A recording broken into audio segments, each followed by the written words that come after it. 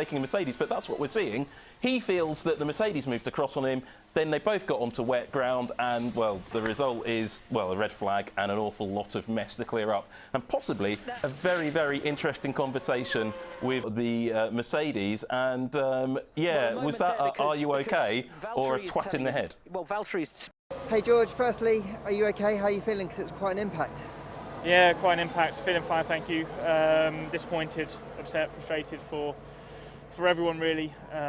We would have scored points today. The car was fast, and obviously, you know, going for an overtake on a Mercedes, I don't think Williams has done that for a long, long time. So pleased, but ultimately, yeah, frustrated.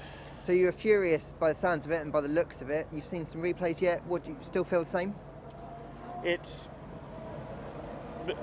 between all of the drivers, we've had this gentleman's agreement that when there's a faster car approaching with the DRS, you don't jolt the steering wheel at the very last moment. I pulled out.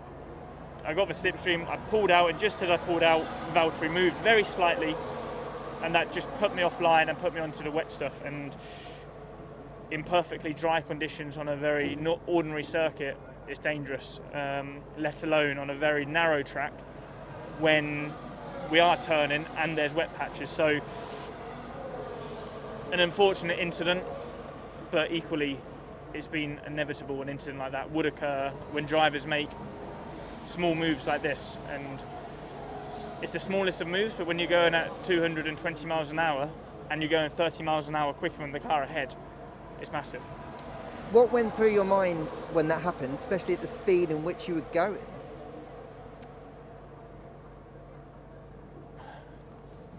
Well, obviously I was very pissed off and frustrated with him at the time. You know, I'm fighting for P9. A P9 for him is absolutely nothing, you know, almost meaningless.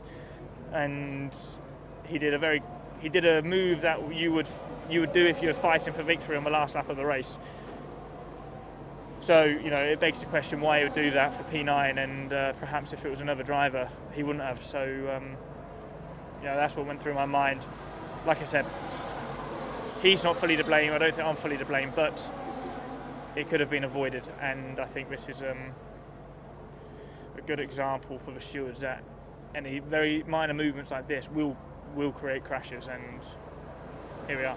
Are you going to have a chat to him, because his view is that it was more your fault than his fault? Yeah, I mean, obviously, I'm sure that when he's within the car, he's going in a straight line and done a little move to the right, and next thing, you know, I'm in beside of him. I'm sure from his perspective, he feels like it's my fault. You know, I've got no doubt about that. But equally, he knows the closing speeds of these cars when you're behind slipstream and DRS, and he knows that is not the correct thing to be doing. And like I said, if you're fighting for the victory in the last lap of the race, maybe, but not in conditions like this, and not mid-race when he's in P9, which is nothing.